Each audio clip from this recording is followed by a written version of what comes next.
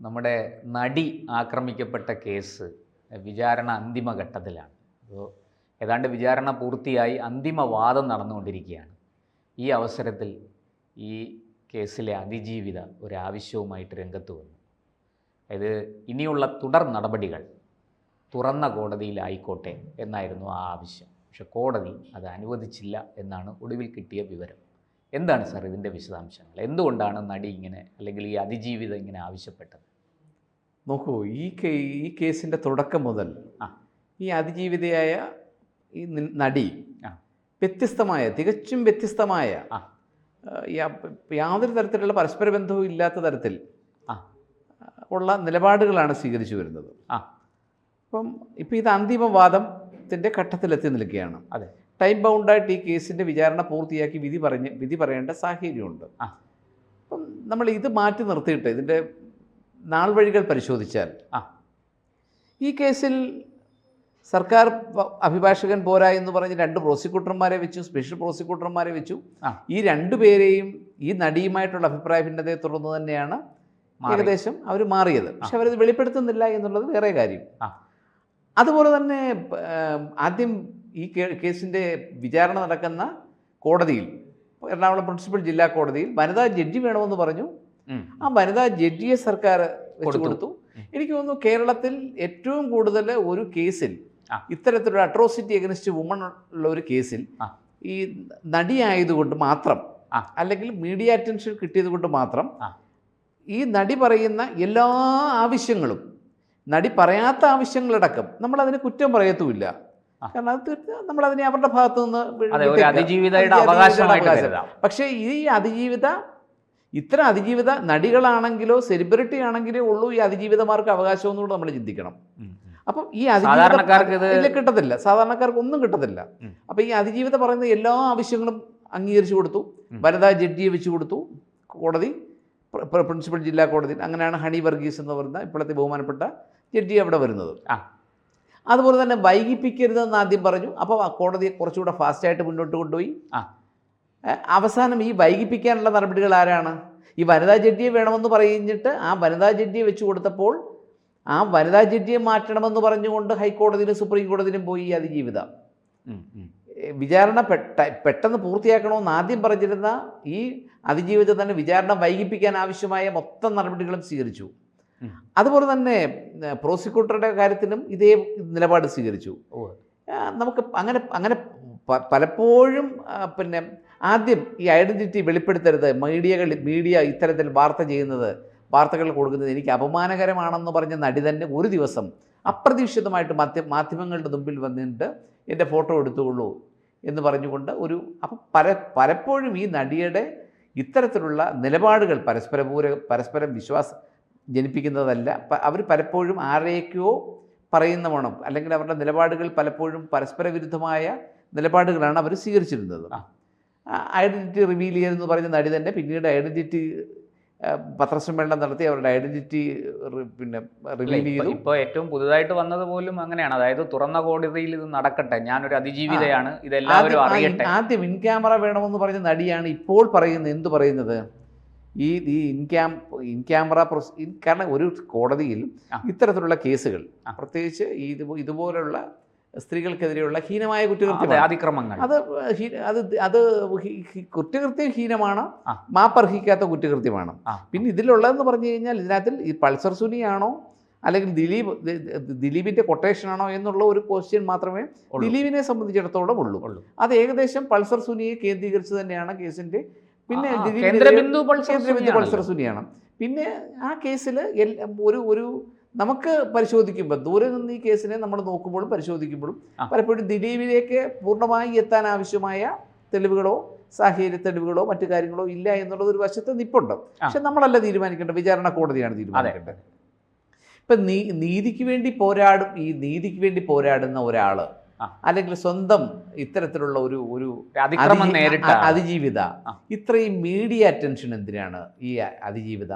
ഇതും ഒരു മീഡിയ അറ്റൻഷൻ്റെ ഭാഗമാണ്. ഏറ്റവും ഒടുവിലത്തെ, അതായത് ഇൻ ക്യാമറ പ്രൊസീഡിങ്സ് ആയിട്ട് ഒരു കേസിൻ്റെ വിചാരണ തുടങ്ങിയാൽ അതിൻ്റെ നടപടിക്രമങ്ങൾ അവസാനം വരെ ഇൻ ക്യാമറ ആയിട്ടായിരിക്കും. പക്ഷേ ഇൻ ക്യാമറ പ്രൊസീഡിങ്സിൻ്റെ അത് മാധ്യമശ്രദ്ധയെല്ലാം നേടിക്കഴിഞ്ഞതിന് ശേഷം ഇപ്പോൾ പറയുന്നു ഇതിൻ്റെ അന്തിമവാദം തുറന്ന കോടതിയിൽ വേണമെന്ന് പറയുന്നു. ഇതെല്ലാം ഒരു മീഡിയ അറ്റൻഷന് വേണ്ടിയുള്ള ഒരു ശ്രമമായിട്ട് വേണമെങ്കിൽ നമുക്കിതിനെയൊക്കെ ഒരു പരിധിവരെ കാണാൻ, ആരെങ്കിലും കാണുന്നെങ്കിൽ അതിനെ ഒരിക്കലും നമുക്ക് കുറ്റം പറയാൻ പറ്റത്തില്ല. ഇപ്പം മാധ്യമങ്ങളിൽ ഇത്രയും ഹൈപ്പ് കിട്ടുന്നത് എന്തുകൊണ്ടാണ്? ഇപ്പോൾ കഴിഞ്ഞ ആഴ്ച വാർത്ത ഹാഷ് വാല്യൂ അല്ലെങ്കിൽ കഴിഞ്ഞ ആഴ്ച മറ്റ് കാര്യങ്ങളിലായിരുന്നെങ്കിൽ ഒരാഴ്ചയോളം ഈ കേസിനകത്ത് യാതൊരു തരത്തിലുള്ള പിന്നീട് വാർത്തകളും ഇല്ലായിരുന്നു. പക്ഷേ ഇപ്പോൾ എന്നാൽ കഴിഞ്ഞ ഒരാഴ്ചയായി ഈ തുറന്ന കോടതിയിൽ വിചാരണ വേണമെന്ന് പറയുന്ന നടിയുടെ ഒരു ആവശ്യം വന്നതോടുകൂടി ദിവസത്തോളം മാധ്യമങ്ങളിൽ വാർത്തയായി മാറി.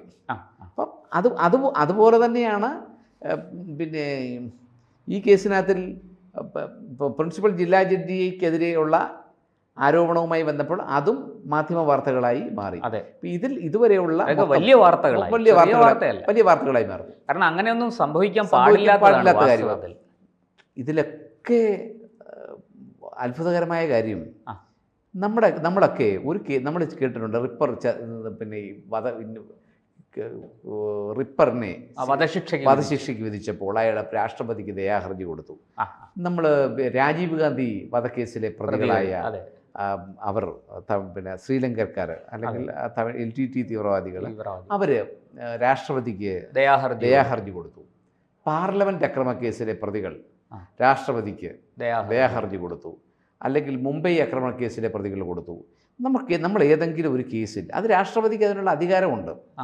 നമുക്ക് ഏതെങ്കിലും ഒരു കേസിനകത്തിൽ രാഷ്ട്രപതിക്ക് ഒരു അതിജീവിത ഒരു പരാതി കൊടുക്കുന്നതായിട്ട് കേട്ടുകേൾവിയുണ്ടോ? ഇതുവരെ ഞാൻ അങ്ങനെ വാർത്തകളിലൊന്നും കണ്ടിട്ടില്ല. നമുക്കത് ഒരിക്കലും നമുക്കത് ചിന്തിക്കാൻ പറ്റുന്ന ഒരു കാര്യമല്ല. കാരണം അതിനൊരു ജുഡീഷ്യൽ സിസ്റ്റം ഉണ്ട്. ലോവർ ജില്ലാ കോടതിയിലെ പറ്റി എന്തെങ്കിലും അതൃപ്തി ഉണ്ടെങ്കിൽ ഹൈക്കോടതിയിൽ അതൃപ്തി ഉണ്ടെങ്കിൽ സുപ്രീം കോടതിയിൽ പോകാം. അപ്പം നമുക്ക് ഒരുപാട് ഓൾട്ടർനേറ്റീവ് റെമഡീസ് നിയമ സംവിധാനത്തിൽ തന്നെ ഉണ്ട്. നമ്മുടെ രാജ്യത്തെ നിയമ സംവിധാനം അത്രമാത്രം കുറ്റമറ്റ സിസ്റ്റമാണ്. പക്ഷേ ഇതിൽ മാത്രം എന്തുകൊണ്ടാണ് രാഷ്ട്രപതിക്ക് ഹർജിയുമായിട്ട് അതിജീവിത പോകുന്നത്? അതായത് ഈ ഒരു സംശയം സാറേ, ഈ ജില്ലാ കോടതിയിൽ നിന്ന് നേരെ ഒരു ചാട്ടമാണ് അങ്ങോട്ടേക്ക്. ഈ ഹൈക്കോടതിയും സുപ്രീം കോടതിക്കും ഒക്കെ അതല്ല. ഈ കാര്യത്തിൽ ഇനിയും ഹൈക്കോടതിയിലും സുപ്രീം കോടതിയിൽ ഈ നടിക്ക് ചെല്ലാൻ പറ്റത്തില്ല. കാരണം ഈ നടി അനാവശ്യമായി നടിയുടെ ന്യായമായ ആവശ്യങ്ങൾ മുഴുവൻ പരിഗണിച്ച ഹൈക്കോടതിയും സുപ്രീം കോടതിയും പല ഘട്ടങ്ങളിൽ ഈ നടിയുടെ അഭിഭാഷകനോടും ഈ നടിയോടുമെന്നുള്ള മട്ടിൽ പല തവണ പറഞ്ഞിട്ടുണ്ട്, ഇത് ശരിയായ കീഴ്വഴക്കങ്ങളല്ല, നിങ്ങളുടെ നിലപാടുകൾ പരസ്പര വിരുദ്ധമാണ്, നിങ്ങൾ ഇത്തരത്തിലുള്ള ഹർജികളുമായി ഇനിയും ഇതുപോലെ സമയം മെനക്കെടുത്തരുത് എന്ന് വിചാരണ വൈകിപ്പിക്കാനുള്ള ശ്രമമാണെന്ന് പലവട്ടം പറഞ്ഞിട്ടുണ്ട്. ആ അവസരത്തിൽ അപ്പോൾ അത്തരത്തിലുള്ള ഒരു ശ്രമത്തിൻ്റെ ഭാഗമായിട്ട് മാത്രമേ നമുക്ക് എന്തിനെ കാണാൻ പറ്റത്തുള്ളൂ? ഈ രാഷ്ട്രപതിയെ സമീപിച്ചതും നമ്മളിപ്പോൾ ചർച്ച ചെയ്യുന്ന വിഷയം രാഷ്ട്രപതിയെ സമീപിച്ചതല്ല. പക്ഷേ ഞാൻ അതിനകത്തിൽ ഒരു ഉദാഹരണം ചൂണ്ടിക്കാണിച്ചു എന്ന് മാത്രമേ ഉള്ളൂ. ഈ തുറന്ന കോടതിയിൽ വിചാരണ വേണമെന്ന് പറയുന്നത് ഇത്തരത്തിലുള്ള ഒരു മീഡിയ അറ്റൻഷൻ്റെ ഭാഗം മാത്രമേ അതിനെ സൂക്ഷ്മമായി നിരീക്ഷിക്കുമ്പം നമുക്കതിനെ കാണുവാൻ കഴിയുന്നുള്ളൂ. കാരണം അവരുടെ എല്ലാ നിലപാടുകളും തുടക്കം മുതൽ ആ കേസിൽ സ്വീകരിച്ചിരിക്കുന്ന ഓരോ നിലപാടുകളും ആദ്യം അവർ മൊഴി കൊടുത്തത് പോലും പൾസർ സുനി എന്ന് പറയുന്ന ഒറ്റ വ്യക്തിയെ കേന്ദ്രീകരിച്ച് മാത്രമാണ്. പക്ഷെ പിന്നീട് അവർ കേസിനകത്തിൽ അവർ കൂടുതൽ ദിലീപ് അടക്കമുള്ള പ്രതികളിലേക്ക് മൊഴി മാറ്റി. അപ്പം മൊത്തത്തിൽ തുടക്കം മുതൽ ഇന്നിപ്പം നമ്മൾ ഈ വിഷയം സംസാരിക്കുന്ന സമയം വരെയുള്ള അവരുടെ നിലപാടുകളും അവരുടെ മൊഴികളും അവരുടെ ഹർജികളും അവരുടെ തടസ്സവാദങ്ങളും അവരുടെ ആക്ഷേപങ്ങളും എല്ലാം ഇതിലേക്ക് വിരൽ ചൂണ്ടുന്നതാണ്. അതായത് മനഃപൂർവ്വം നടപടികൾ വൈകിപ്പിക്കുന്നതായിട്ട് തോന്നിയാൽ ആരെയും കുറ്റം പറയാൻ പറ്റും. നമ്മളിപ്പോൾ പല രാഷ്ട്രീയമായ സംഘടനകളിൽ രാഷ്ട്രീയ കൊലപാതകങ്ങൾ, കണ്ണൂരിലെ രാഷ്ട്രീയ കൊലപാതകങ്ങൾ നടക്കുമ്പോൾ CPM RSSകാർ കൊല്ലപ്പെട്ട കേസിൽ CPMുമായി ആഭിമുഖ്യമുള്ള ജഡ്ജിമാർ വിധി പറഞ്ഞിട്ടുണ്ട്. ആ കേസിൽ CPMുമായി ആഭിമുഖ്യമുള്ള പഠിച്ചിരുന്ന കാലത്ത് ജഡ്ജിമാർ CPM ആഭിമുഖ്യം എന്നല്ല ഞാൻ പറഞ്ഞത്, പഠിച്ചിരുന്ന കാലത്ത് ലോ കോളേജിൽ പഠിച്ചിരുന്ന കാലത്ത് വിദ്യാർത്ഥി സംഘടനയിൽ SFIയുടെ യൂണിയൻ ചെയർമാനും യൂണിവേഴ്സിറ്റി യൂണിയൻ ഭാരവാഹിയുമായിരുന്ന ഹൈക്കോടതി ജഡ്ജിമാർ നമുക്കൊക്കെ അറിയാം. അവരൊക്കെ ആരൊക്കെയാണെന്ന് നമുക്കൊക്കെ അറിയാം. പക്ഷേ അങ്ങനെയുള്ളവർ അങ്ങനെയുള്ള ജില്ലാ ജഡ്ജിമാരോ ഹൈക്കോടതി ജഡ്ജിമാരോ അതിൻ്റെ അപ്പീൽ ഘട്ടത്തിലോ വിചാരണ ഘട്ടത്തിലോ വിധി പറയുന്ന കേസിൽ പോലും രാഷ്ട്രീയക്കാർ പോലും അല്ലെങ്കിൽ നമുക്ക് കേരളത്തിലെ പ്രബലമായ കക്ഷിയാണ് ഒന്നും അല്ല B J P. B J പിക്ക് കേരള നിയമസഭയിൽ ഒരു MLA പോലും ഇല്ല. പക്ഷെ അവർ പോലും പറഞ്ഞിട്ടില്ല, എന്തു പറഞ്ഞിട്ടില്ല, ജഡ്ജി SFIക്കാരനായിരുന്നു എന്ന് പറഞ്ഞിട്ടില്ല. നമ്മൾ രാഷ്ട്രീയക്കാർ കാണിക്കുന്ന ഒരു മാന്യത, അതുപോലെ തന്നെ RSSൽ കൂടി പൊതുപ്രവർത്തനം ആരംഭിച്ച് പിന്നീട് വിദ്യാർത്ഥിയായി പിന്നീട് ABVPയുടെയൊക്കെ സംഘടനാ രംഗത്തുണ്ടായിരുന്ന ജഡ്ജിമാർ അപ്പീൽ കോടതി, ഹൈക്കോടതിയിലോ അല്ലെങ്കിൽ ജില്ലാ കോടതിയിലോ ഒക്കെ പല കേസുകളിലും വിധി പറഞ്ഞ സമയത്ത് ഒരു CPMന്റെ നേതാവും പറഞ്ഞിട്ടില്ല, ഒരു കോൺഗ്രസ് നേതാവും പറഞ്ഞിട്ടില്ല ഇയാൾ RSSകാരനാണ്, ഇയാൾ BJPക്കാരനാണെന്ന് പറഞ്ഞിട്ടില്ല, പക്ഷെ പഴയ ABVPക്കാരാണെന്ന് പറഞ്ഞിട്ടില്ല. പക്ഷേ ഈ കേസിനകത്ത് മാത്രം എന്ത് പറഞ്ഞു, CPMന്റെ ജില്ലാ സെക്രട്ടറിയുടെ മകളായതുകൊണ്ട് നീതിബോധമുള്ള, വളരെ ഒരു കളങ്കവും ഇല്ലാത്ത, വളരെ സത്യസന്ധയായ, ജുഡീഷ്യറിയിൽ സത്യസന്ധ എന്ന വ്യക്തമായ പേരെടുത്ത ആ ബഹുമാനപ്പെട്ട വനിതാ ജഡ്ജി എന്തുമാത്രം ആക്ഷേപങ്ങൾ പറഞ്ഞു. അവരുടെ കുടുംബത്തെ എത്രമാത്രം തേജോവധം ചെയ്തു, അവരുടെ ഭർത്താവിനെ എന്തുമാത്രം തേജോവധം ചെയ്തു, അവരുടെ പിതാവിനെ എന്തുമാത്രം തേജോവധം ചെയ്തു. അതൊക്കെ നമ്മളിപ്പം ഒരു കാര്യം ചൂണ്ടിക്കാണിച്ചുകൊണ്ട് ഒരു അതിജീവിത അല്ലെങ്കിൽ ഒരു വിക്ടിം പറയുമ്പോൾ നമ്മൾ അതിനെ മുഖവിലേക്ക് എടുക്കും. ഇത് ഈ തനിക്കെതിരെ എന്തെങ്കിലും തരത്തിലുള്ളൊരു ചലനമോ ഒരു ശബ്ദമോ ഒരു എന്തെങ്കിലും സംശയമോ ജനിപ്പിച്ചാൽ അപ്പോൾ ആ വ്യക്തിക്കെതിരെ എന്തു പറയും, ഇത് എനിക്കെതിരായി ഗൂഢാലോചനയാണ്, അവരിങ്ങനെയാണെന്ന് പറയും. അത് ഈ നടിയും പറയും, അതിജീവിതയും പറയും. അതിജീവിതയുടെ ഫാൻസ് എന്ന് അവകാശപ്പെടുന്ന അതായത് പ്രതിസ്ഥാനത്തുള്ള ഒന്നാം പ്രതിയുടെ കാര്യമോ രണ്ടാം പ്രതിയുടെ കാര്യമോ അല്ല ഞാൻ പറഞ്ഞത്, പ്രതിസ്ഥാനത്തുള്ള പ്രമുഖ നടനോട് വിരോധമുള്ളവരും കൂടി അപ്പളെ അത് ഏറ്റുപിടിക്കും. പിന്നെ ഇവിടുത്തെ മുഖ്യധാര ചാനലുകൾ, ഈ ചാനലുകൾ ഇതിനെ അതുപോലെ ഒമിറ്റ് ചെയ്യും.